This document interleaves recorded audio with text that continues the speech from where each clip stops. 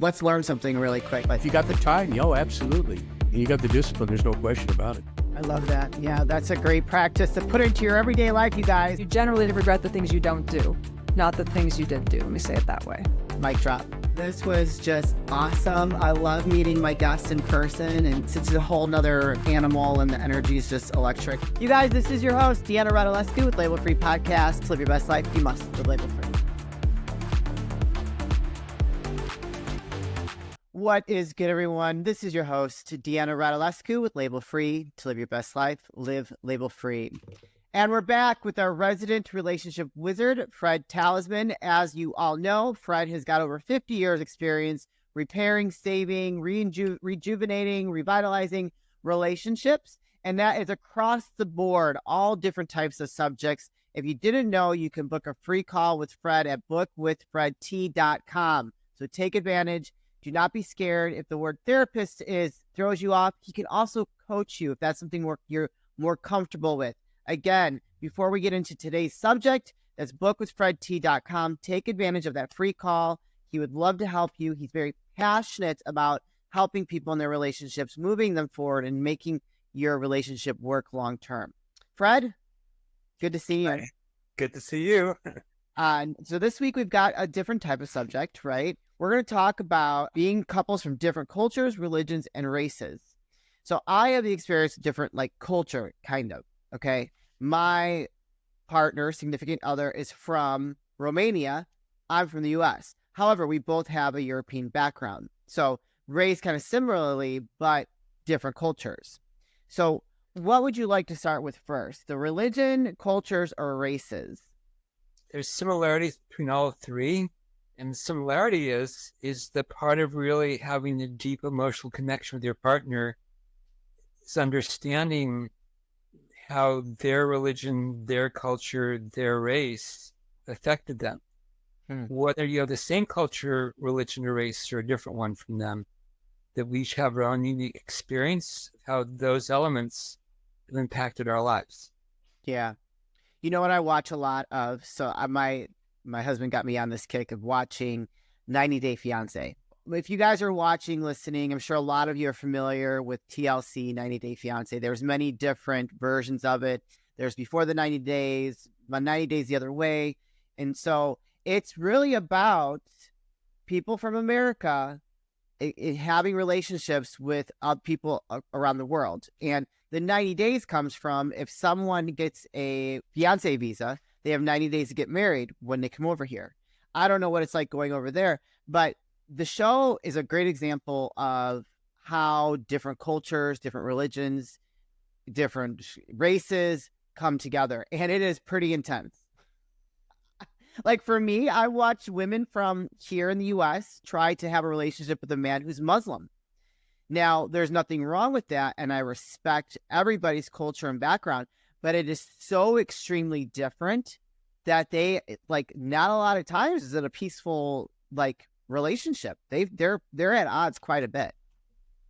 Couples don't have to be at odds about those differences, but it's really worth it to really understand and find out from your partner both their experience and also to share with them your experience in your own life and how those elements have affected your life. You can't know that unless you share it. You can't know that unless you ask. Yeah, I agree. So if I was to personally, and we're just talking about this for, just as to uncover and explore and just kind of open people's minds around things that happen in a relationship that where you have those kind of differences. So I like the example of being a woman from the U.S. and then trying to be with a man who's Muslim. Now, women in the U.S. are very strong, independent, opinionated. A lot of us we have this certain type of personality, right?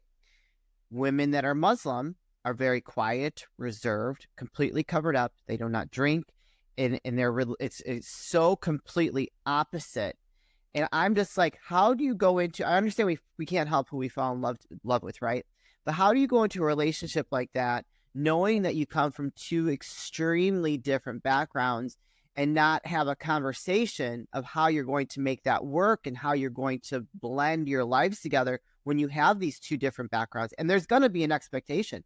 I don't care what anybody says. And it plays out over the course of the season. We're Yeah. seeing these two trying to blend their lives together, and it gets kind of ugly. Yeah, it doesn't have to get ugly. I agree with you. And sometimes it's not an issue. For some people, it could be relationship ender. I had a client come to me, and he deeply loved his girlfriend, and they wanted to marry, and he was Orthodox Jewish, and she was Catholic, and his Wow. parents were totally opposed to him marrying anybody that wasn't an Orthodox Jew, let alone Jewish, an Orthodox Jew. Yeah. She had no desire or intention to convert, nor did he want her to. And he just felt totally torn between his parents and her. Hmm. So I helped him to be able to clarify his priorities because it was his life. Yeah. He decided his priority was his girlfriend. Good for him. And that was his choice. And they married, they have children, and they have this really wonderful, wonderful relationship. But coming to that clarity with my help, that was the turning point for him. That's what allowed him to 100% commit to her and to their relationship and their future together. Yeah. And I like that you use the word clarity, because I think that that's what people struggle with, right? In in a lot of different situations, not just what we're focused on today, but you're probably a person that's in that situation, like your client has to be very torn, because you don't want to hurt your significant other. You don't want to be at odds with your parents, but you do deserve to have the life that you want with the person that you choose, that you love, right? And so, like, how did he work through coming to terms with going against what his parents wanted? Well, I really, with all clients about all issues, I help them clarify their goals and their standards, Okay. become self-directed. So they take whatever anybody's telling them, including friends and family, run it through the filter of their goals and their standards. Yeah. And he realized that his standard, his goal, was to spend the rest of his life with her. That was standard, that was his priority, and that helped him to come to that decision and to be at peace about that. Good. It's good for him. What happened with his relationship with his parents? Do you know? He stopped working with me once he came to that decision, so I don't know that. Oh, I well, only knew what happened to them because out of the blue, I get this call from this woman, and I never met her before, which was now his wife. And okay. she said, "You're instrumental in me having my life with my husband and our family together. I Oh, think you're extraordinary, and with your permission, I want to start sending you clients." beautiful. She became I'm a not big going to say no to that. full time, so that's how I knew what happened with them because she let me know. That's amazing. And how long ago was that? That was years ago. Yeah, that's a great story. I love hearing that. So like I said, I'm from the U.S. My partner, husband, fiance, not fiance, significant other, he is from Romania, and we have had some issues where we have maybe a communication issue. I mean, when we talk through it, obviously, but it's interesting. Even though we're both European from descent, but our communication not expectations or habits maybe can be a little different, because his first language is not English, and he was raised with a very strong European parents, and so his idea of a female in a relationship, although he's been here long enough, he understands how it is. You can definitely see there can be a little disconnect sometimes. I mean, we work through it, we talk about it, but it's very interesting. People that don't know how to talk through it, what ends up happening with them if they don't learn how to communicate when they do have these differences of a cultural background? Well, the most effective way to work with that is first come from a place of understanding and compassion. Yeah.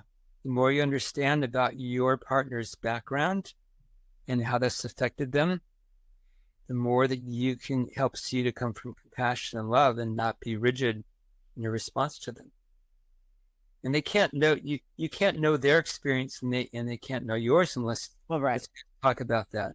There's so many couples before I start working with them, they never talked about that. Huh. Yeah. And don't you think that if you come from two different cultural backgrounds, that you should kind of talk about the expectations of your relationship and how you're going to work through differences? Like, I think that that is super important to do. I mean, it's important to do in any relationship, but when you're talking about cultural differences, like different, like coming from different countries, like that's a whole nother animal. Right. Yeah. Well, I think first you come from understanding, and then you come from appreciation, because every religion, every race, every culture has beauty to it. And when you understand the beauty of it, then that expands your world, doesn't limit it. Yeah, no, I agree with that. That was beautifully put. But I feel like a lot of people, they get so caught up in the love bubble, right? You meet someone, and then man or woman, oh, this person's exotic. They're everything I wanted, like just checking on my boxes. But then as the honeymoon phase wears off and you get more to real life, your differences start to really expose themselves.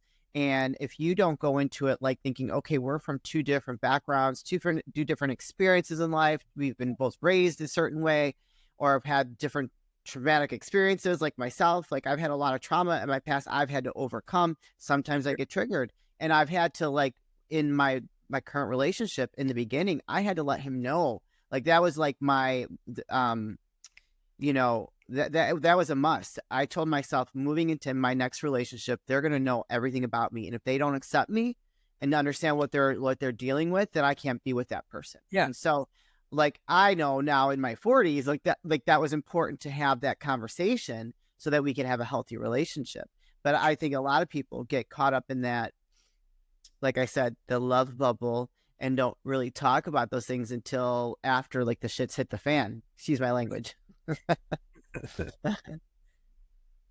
So for me, it's like my wife would have like she comes from generations of Americans.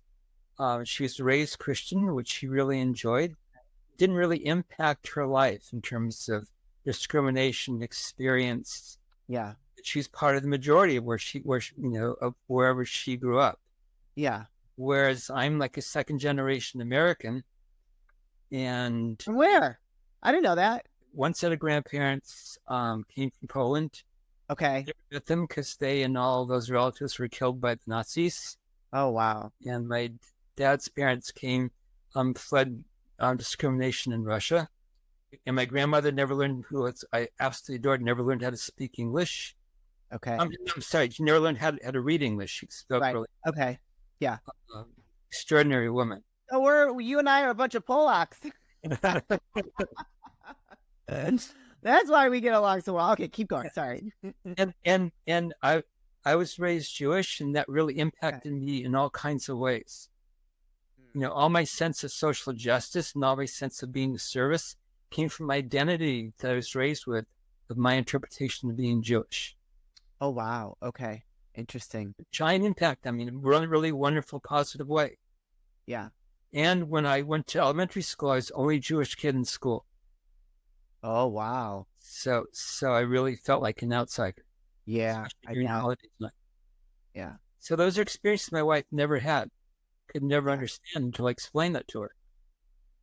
So how did you talk about that? Like, how did it come up in your relationship, and how you worked through it or explored that together? So, I mean, I'm just curious because I was raised Christian, but my father, our church tried to have, we would go to a Jewish church and do worship with the Jews. We had the thing on the door where, whatever you say, what's the thing? We had that on our door. So not only did we, we were Christian, but we also embraced that religion as well. So, not that we were Jewish, but it was just something that we did because the church wanted to come together with the Jewish religion as well. So, how did you guys talk about that? It was just part of getting to know each other. Before you got married or after? Yeah, no, really early in our relationship. Oh, okay. Okay. Yeah. That we're both masters of asking questions. So I asked her questions like, what was your experience of being raised Christian? Yeah. And she told me. And they said, what do you love about Christianity? And they said, whatever you love about Christianity, since I wasn't raised that way, share that with me. That'd be wonderful. That'll add to my life. Yeah. And I said, here's my experience of being raised Jewish. Now, do you guys practice any of your Jewish culture currently, or no? You just live every day. We don't. It's for me, it's more than practices. It's kind of the way that I live my life in terms of my connection to service. I got you. That's Yeah. my direct connection with Judaism. Yeah, I got you. That makes sense. Now, when you have clients that come in that have different religious backgrounds, I wouldn't know what kind of, I can't speak to like those kind of issues, but what do you experience when you have clients that come in that might be experiencing that conflict of different? You said about the gentleman that was Jew, the Orthodox Jew, she was Christian, and he moved on, he made his choice, God bless, or whatever. Now, what about other people? Well, so my attitude with anybody I work with is a part of loving your partner, having emotional connection, is to embrace who they are. Yeah. And that includes their religion, their culture, and their race. Yeah. If you start with that as the premise, if you start with that as part of your commitment to yourself, Right. a good partner, that's the foundation. Yeah. Well, I agree. But I think sometimes if it's very extreme opposite, that can be a problem, especially if they have an expectation, right? I think that's where a relationship can start to like fall apart, is if there's an expectation that's not being met and they're not talking about it. Right. So that's where the whole notion that I teach clients of mutually satisfying agreements needs to work for both of you. Like, how can I support you in your faith? You're saying this would be in my faith. Do you think that sometimes if people in relationships are from different backgrounds, different religions, and they don't talk about it, and if and they're not feeling respected, they can start taking it kind of personally, no? Sure. Yeah. Sure. Yeah. But that's not just true about race. It can be true for religion or culture. It can be about anything. Correct. That we all have a past. Nobody's 100% resolved their past. There are things that trigger us, from our past, positive and negative. And the more that you understand yourself and share that with your partner, the more they can be supportive. Yeah. I just feel like religion is such a touchy subject, and if that's part of your cultural background, and if you don't have a conversation about that, and as you build your life together and you don't have those conversations, like it could really build up some resentment, and you can start taking it personally in a way that is different than taking it personally if something that triggers you from your past, right? It's very different. I mean, especially when I see like when I was mentioning the Muslim background versus someone from the U.S., like the expectation. And what I don't understand is if you're with someone and they have a very extreme different background than yourself, why aren't you having those conversations from the beginning? Like, what's this going to look like for us moving forward? What is your expectation of me in terms of your religion, right? Especially if it's so incredibly, extremely different. Right. Well, again, it's good to do that from the beginning on, but your attitude makes all the difference. If you have the attitude that everything's right for the individual, then there's no pressuring the other person to be like you, to become like you. It's just considering differences as something that expands your relationship, doesn't take away from it. I like that. When I was single, I dated a woman from Egypt, completely different culture. You did? Yeah. Wow. And we loved that we had different backgrounds and different religions. We talked a lot about that as part of our connection, of learning about each other's cultures and differences, and it added to it. So they're Muslim over there too, though, right? No, she was a Coptic Christian. I don't know what that means. I don't know what that means either, but it was church. It was like something like a church I'd never been to in my life. And it was really a fascinating experience. Yeah. So does she live here now, or was she still living over there when you guys? No, she'd been here for like 20 years. Oh, okay. All right. All right. I gotcha. Yeah. Well, that's kind of cool. let's talk about like interracial relationships really quick. I don't have a lot of experience with this, but I think that with today's subject matter and having these kind of differences, because your race can also determine like your religion and your culture, right? What kind of issues come up for interracial couples that you have worked with? Well, it's again, it starts with the understanding is that whenever that in any country, and I think and I really only know this country, that minorities tend to be discriminated against. So somebody that's not white Caucasian has probably experienced discrimination. And so if it's someone that is not white Caucasian white Caucasian Christian. Okay, so white Caucasian Christian is with someone who is not white Caucasian Christian, whatever his background, Egyptian, African, Mexican, whatever. So have you dealt with couples that were interracial that experience problems? Sure. And what kind of problems did they experience that you had to help them work through? Well, the biggest problem was not communicating. Nothing about their backgrounds or their race. Well, not communicating how their backgrounds and their race impacted them growing up and helped to shape their current experience and their current self-image. So that was like, without that communication, their partner couldn't give them support that they could have given them or should have given them. So we started with that. And I would do that in the sessions. I would, I work with them as a couple. Could you tell us, how, being raised in this race, in this country, or wherever they were raised, what your experiences were, how that affected your lives, how that impacts you in present day. And so for often when I'd ask those questions, their partner would understand that for the first time in their entire relationship. Wow. Because nobody taught them how to have those communications. Yeah. I know today, in today's world, in the year of 2024, we are seeing more mixed couples than ever. Yes. But I know as a kid growing up that was really frowned upon, and people that were interracial couples would sometimes experience bullying.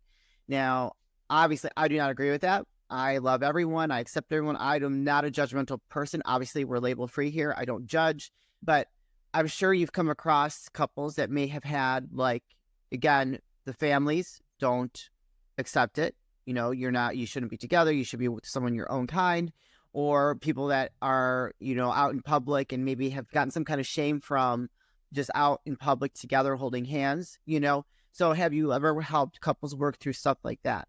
I have. The hardest thing for them, the most common problem when there's those differences, is dealing with their own families. Yeah. Because so many people's families have very strong ideas about who you're supposed to be with and not be with. This will have to be a part 2, because I think this is something we need to like really unpack a little bit more to kind of give people tools on if they're experiencing that, which I would hope in today's world that they're not experiencing that. But if they are, maybe here's some tools as a couple to not let that divide you and maybe make you stronger. So with that being said, Fred, tell everybody where they can book a call with you, go to your website and see all your recommendations and reviews. Go ahead and let the audience know. So if you want to know more about my work, you can go to my website, saveyourrelationship.com. And if you want to book, I give a free introductory chat with me, so you can see if you and I are the right fit for me to help you. And you can go to bookwithfredT.com. As usual, per usual, do not be shy. Go click those links in the show notes. Book a free call with Fred. We've explored a lot of different subjects on his episodes that are issues in relationships and how he can help guide you, fix, revitalize, repair any issue that you might be having. He's got the experience with over 50 years in his backpack. So you guys, thank you as usual. Fred, thank you. We'll see you again in another 2 weeks. He will be back 6 p.m. Pacific Standard Time, 8 p.m. Central Standard Time. So do not miss it. If you need to book a free call, if you're in crisis, that was our last episode, book a call with Fred. He is happy to help. Until next time, you guys, we'll see you next week. If you are struggling in your relationship or facing a breakup, Fred Talisman can help you. Fred is one of the top marriage counselors and top relationship coaches in the world. For over 25 years, he's helped thousands of his clients who are on the verge of losing their relationship to stop their breakup, even if they feared it was beyond saving. and even if they were the only one who wants to save it. Whatever you're facing in your relationship, he can help you to fix, including infidelity, broken trust, fighting and arguing, not feeling heard and understood, lack of communication and lack of respect, verbal abuse, feeling like you're walking on eggshells, and feeling judged and criticized. Can Fred help you save your relationship and help you to keep your family together? Probably. The best way to know if he can help you is for you to have a no-cost conversation with him. Call or text Fred now to spend some time talking to him. Once he hears about your situation, he can tell you how he can help you. You can call or text him now at 310-429-3658 or email him at fred@saveyourrelationship.com. Everyone that Fred helped to repair their relationship had one thing in common. They each had that first conversation with him. To check out his success stories, go to saveyourrelationship.com.